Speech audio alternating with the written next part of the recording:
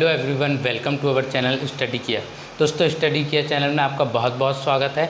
जैसे कि पिछले वीडियो में हमने अध्याय 2 को कवर किया था, वैसे ही हम इस वीडियो में अध्याय 3 को स्टार्ट करने वाले हैं। इस वीडियो में हम देखेंगे अध्याय 3 में क्या है। अध्याय 3 में एक्सरसाइज 3.1 को कवर करेंगे। देखते हैं हम अध्याय 3 का नाम ये लिखा हुआ है, दो चर वाले रैखिक समीकरण। इसका मीनिंग समझते हैं। सबसे पहले दो चर वाले रैखिक समीकरण, ये रहा। दो का मतलब कि हो गया दो चर, मतलब कि कोई भी चर हो सकते हैं, मान लेते हैं एक्स वाई।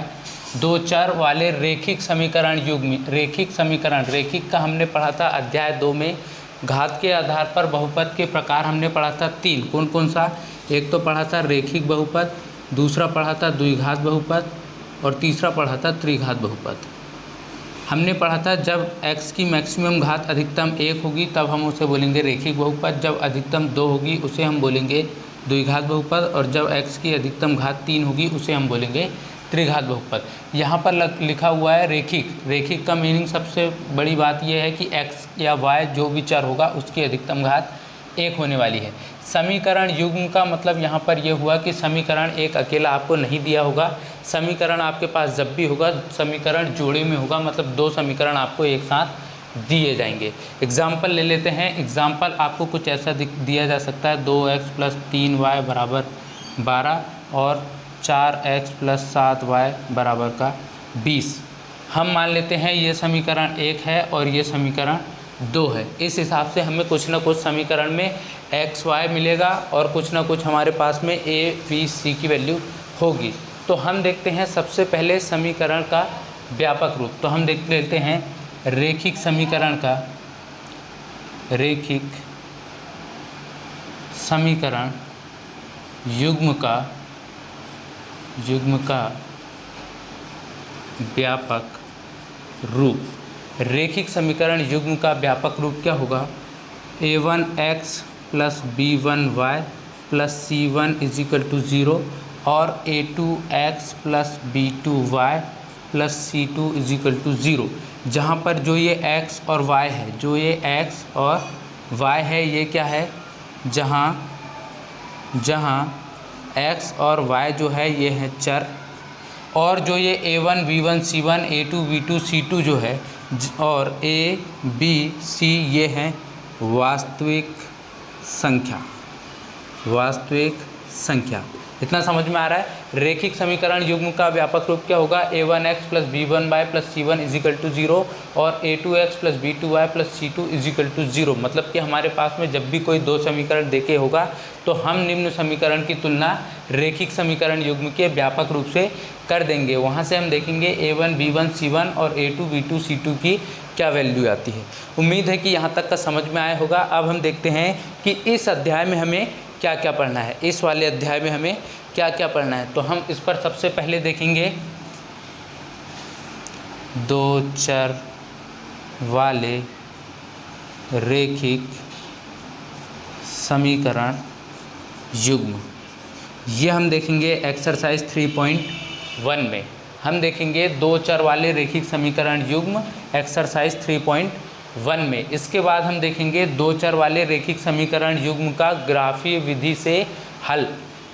रैखिक समीकरण युग्म का रैखिक समीकरण युग्म का ग्राफीय विधि से हल, ये हम देखेंगे एक्सरसाइज 3.2 में। इसके बाद हम देखेंगे प्रतिस्थापन विधि, और हम ये देखेंगे प्रतिस्थापन विधि एक्सरसाइज 3.3 में। इसके बाद हम देखेंगे विलोपन विधि, ये हम देखेंगे एक्सरसाइज 3.4 में। इसके बाद जो वज्रगुणन विधि है और जो युग्म परिवर्तन विधि है, ये आपके सिलेबस 2022-23 के लिए अभी रिड्यूस हो चुका है, तो हमें इससे पढ़ने की अभी ज़रूरत नहीं है। उम्मीद है कि ये सारा कॉन्सेप्ट अभी तक आपको समझ में आया होगा। चलिए आगे चलते हैं और हम देखते हैं रेखाएं कैसी हो सकती है। चलिए अब हम देखते हैं कि आपको रेखाएं किस किस तरीके से प्राप्त हो सकती हैं। देखिए, अगर दो रेखाएं एक दूसरे को प्रतिच्छेद करती है तो इसका केवल और केवल इस पॉइंट पर प्रतिच्छेद बिंदु होगा, मतलब कि ये इस पॉइंट पर प्रतिच्छेद कर रही है तो हम बोलेंगे इसका केवल एक हल है। ठीक है, केवल एक हल है या अद्वितीय हल है, या ये रेखाएं एक बिंदु पर मिल रही है मतलब ये संगत है। ठीक है। दूसरा, अगर एक रेखा है और उसी के ऊपर से दूसरी रेखा भी उसी के ऊपर से है, ओवरलैप कर रही है। ठीक है, एक रेखा मान लेते हैं ऐसी गई और दूसरी रेखा इसी के ऊपर ओवरलैप कर रही है, मतलब कि ये रेखा जो है समपाती है, रेखा जो है वो समपाती है। ये हर बिंदु पर मिल सकती है, हर बिंदु पर ये मिल सकती है। इसका मतलब है इसके अनंत अनेक हल हो सकते हैं, तो हम लिखेंगे अनंत अनेक हल। तीसरी बात, अगर ये हर बिंदु पर मिल सकती है मतलब कि ये जो रेखा है ये संगत रेखा है, ये जो रेखा है ये संगत रेखा है। ठीक है। तीसरी कंडीशन, अगर एक रेखा ऐसी है और दूसरी रेखा उसके समांतर है, पहली रेखा ये है और दूसरी रेखा उसके समांतर है, मतलब कि ये ना आगे जाके कहीं मिलेगी ना ये पीछे आके मिलेगी, तो हम बोलेंगे ये रेखा कैसी है, समांतर है। अगर ये समांतर है तो क्या होगा, अगर ये समांतर है तो इसका कोई हल नहीं होगा। क्यों नहीं होगा, कोई हल नहीं है। इसका हल इसलिए नहीं है क्योंकि ना ये आगे जाके मिलनी है ना पीछे आके मिलनी है, और जब मिलेगी ही नहीं तो वो प्रतिच्छेदी बिंदु बनाएगी ही नहीं, और बनाएगी नहीं तो उसका कोई हल होगा ही नहीं। ठीक है। और दूसरा हम क्या देखेंगे, ये तो एक तो समांतर हो गई, एक तो कोई हल नहीं होगा, और दूसरा ये कभी मिलने वाली ही नहीं है, इसका मतलब ये असंगत है। ठीक है, इसका मतलब ये असंगत है। अब आपको ग्राफ कैसे बनाना होगा, आपको ग्राफ बनाने के लिए एक एक्स अक्ष और दूसरा वाई अक्ष, एक एक्स अक्ष और दूसरा वाई अक्ष मान लेते हैं। ये एक्स अक्ष है और ये वाई अक्ष है। क्या करना पड़ेगा, सेंटर पे मूल बिंदु 0 0, इधर संख्या रेखा पर 1 2 3 4 5 6 7 8 9 ऐसे कंटिन्यू होगा। इधर माइनस का 1 माइनस का 2 माइनस का 3 इधर ऐसे कंटिन्यू होगा। इधर प्लस का 1 प्लस का 2 प्लस का 3 प्लस 4 प्लस 5 प्लस 6 प्लस 7 8 9 ऐसे होगा। और इधर -1 -2 -3 -4। अब इसके बीच में हमें जो हमारी रेखाएं हैं वो क्या प्रतिच्छेदी बन रही है, क्या जो हमारी रेखा है वो समांतर बन रही है, क्या हमारी रेखाएं जो है वो समपाती बन रही है। ये तीनों कंडीशन हमें देखना है। उम्मीद है कि ये आपको सब कुछ समझ में आया होगा। अब हम देखते हैं एक्सरसाइज 3.1 का क्वेश्चन नंबर फर्स्ट। अब हम देखते हैं एक्सरसाइज 3.1 का क्वेश्चन नंबर 1। 3.1 का क्वेश्चन नंबर 1। क्वेश्चन नंबर 1 अपना कहता है कि आफ्ताब अपनी पुत्री से कहता है कि 7 वर्ष पूर्व मैं तुमसे 7 गुनी आयु का था, अब से 3 वर्ष बाद मैं तुमसे केवल 3 गुनी आयु का रह जाऊंगा। इस स्थिति को बीजगणितीय और ग्राफीय रूप में व्यक्त कीजिए। देखो, आपको आफ्ताब जो है वो उसकी पुत्री को कह रहा है कि 7 वर्ष पूर्व मैं तुम्हारी आयु का 7 गुना था। तो आपको ना आफ्ताब की आयु पता है ना ही उसकी पुत्री की आयु, तो हम क्या लिखेंगे, माना आफ्ताब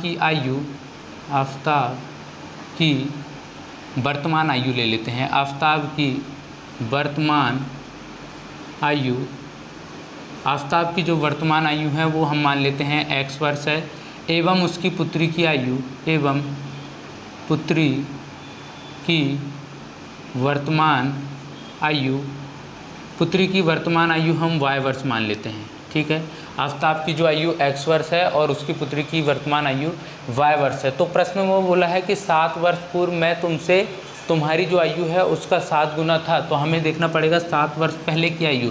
तो हम लिखेंगे 7 वर्ष पूर्व, 7 वर्ष पूर्व क्या, आफ्ताब की आयु, आफ्ताब की आयु। देखिए, जैसे आज कोई 20 साल का है तो वो 7 वर्ष बाद 27 का होने वाला है, और 7 वर्ष पहले वो 13 वर्ष का होने वाला है। इसका मतलब है कि अगर हम इसे x लें तो हम इस पर +7 ऐड कर रहे हैं और इधर -7 कर रहे हैं, तो x + 7 हो जाएगा 7 वर्ष बाद, और 7 वर्ष पहले क्या हो जाएगा x - 7। इसका मतलब हुआ कि 7 वर्ष पहले आफताब की आयु क्या हो जाएगी, x में से माइनस कर दो 7 को, एवं पुत्री की आयु, एवं पुत्री की आयु, देखो पुत्री की आयु क्या हो जाएगी, अगर आज कोई x का है तो 7 वर्ष पहले x माइनस 7, तो अगर आज पुत्री y की है तो 7 वर्ष पहले y माइनस 7। ये अपने को कंडीशन में दे दिया है। तब प्रश्नानुसार करेंगे हम, तब प्रश्नानुसार क्या दिया है, उसने कहा है कि 7 वर्ष पूर्व में तुम्हारी आयु का 7 गुना था, मतलब जो आफताब है, मतलब जो x माइनस 7 है ये 7 गुना था किसका, उसकी पुत्री की आयु, मतलब y माइनस 7 का, उसकी पुत्री की आयु का 7 गुना। ठीक है, चलो देखते हैं, सॉल्व करते हैं। ये हो जाएगा x माइनस 7 बराबर में इसका गुणा इससे, इसका गुणा इससे, 7 एकम 7y माइनस 7 49। अब जो संख्या इधर प्लस की है बराबर किधर जाएगी, तो माइनस में, जो इधर माइनस की है बराबर किधर आएगी, तो प्लस में। ये हो जाएगा x माइनस 7y बराबर में माइनस का 49 और प्लस का 7। अब देखो ये क्या हो जाएगा, x माइनस 7y बराबर में, ये प्लस है ये माइनस है, प्लस माइनस मिलके माइनस, और बड़ी संख्या के आगे माइनस है तो आंसर में भी माइनस आता है, तो मतलब माइनस आएगा। 9 में से 7 को घटाओगे बचेगा 2, 4 का 4, मतलब आ गया 42। ठीक है, अब जो संख्या इधर माइनस की है या तो इधर प्लस लेके जाओ और उसे समीकरण बना दो, या सीधा ही इसे समीकरण नाम दे दो। ठीक है, अब हम देखते हैं पुनः उसने फिर से आगे बोला है। आगे क्या बोला है, उसने बोला है कि अब से 3 वर्ष बाद मैं तुमसे केवल 3 गुनी आयु का रह जाऊंगा, मतलब कि 3 वर्ष बाद। देखो जैसे आज कोई हमने बोला 20 का है तो 3 वर्ष बाद वो कितने का हो जाएगा, 23 का। तो अगर कोई आज x वर्ष का है तो 3 वर्ष बाद x प्लस 3। तो हम देखेंगे पुनः 3 वर्ष बाद, 3 वर्ष बाद आफताब की आयु क्या हो जाएगी, 3 वर्ष बाद आफताब की आयु, 3 वर्ष बाद आफताब की आयु हो जाएगी x प्लस 3, और एवं पुत्री की आयु क्या हो जाएगी, पुत्री की आयु, पुत्री की आयु क्या हो जाएगी y प्लस 3। तब हम क्या करेंगे, पुनः प्रश्नानुसार, पुनः प्रश्नानुसार। क्या है प्रश्नानुसार, उसने ये बोला है कि अब से 3 वर्ष बाद मैं जो हूँ, मतलब जो आफताब है उसकी पुत्री की आयु का 3 गुना हो जाएगा, मतलब कि x प्लस 3 जो है ये बराबर है 3 गुना किसका, उसकी पुत्री की आयु का। आ रहा है समझ में। चलिए इसको देखते हैं, ये क्या हो जाएगा, ये हो जाएगा x प्लस 3, इधर तो है ही बराबर के इधर 3 का गुणा इससे, 3 एकम 3y, और प्लस में 3 तिया 9। अब जो संख्या इधर प्लस की इसे इधर लेके जाओगे माइनस में, जो इधर प्लस की इसे इधर लेके आओगे माइनस में, मतलब x माइनस 3y बराबर में 9, और 3 इधर प्लस का था बराबर के इधर आके माइनस का 3। ये हो जाएगा x माइनस 3y बराबर में 9 में से 3 गया 6। ठीक, इसे हम समीकरण 2 नाम दे देते हैं। अब ये तो हो गया आपका समीकरण 1 और समीकरण 2, समीकरण 1 और 2 ये हो गया बीजगणितीय रूप। अब हम करते हैं ग्राफीय निरूपण। ग्राफीय निरूपण, ग्राफीय निरूपण कैसे होगा, हम कहते हैं समीकरण 1 के लिए एक बॉक्स बनाओ और समीकरण 2 के लिए दूसरा बॉक्स बनाओ। चलो हम देखते हैं समीकरण 1 के लिए, ये लो समीकरण 1 क्या है हमारा, x माइनस 7y बराबर माइनस का 42, ये है समीकरण 1। इसके लिए x का मान और y का मान, और समीकरण 2 है हमारा x माइनस 3y बराबर 6, ये बना देते हैं इसके लिए बॉक्स। चलो यहाँ पर x और y के मान अपने को रखना है, यहाँ पर भी x और y के मान अपने को रखना है। चलो हम क्या करते हैं, हमें यहाँ पर x या y के कुछ मान रखना है, तो अगर हम y के मान रखते हैं तो x का मान कुछ प्राप्त होगा, और x का मान कुछ रखते हैं तो y का प्राप्त होगा। वैसे इधर आप x का मान रखोगे y का प्राप्त होगा, y का मान रखोगे x का प्राप्त होगा। देखिए ज़रा समीकरण 1 में आप क्या मान रख सकते हो, समीकरण 1 में, समीकरण 1 में आप y का मान क्या रख दो, 7 रख दो।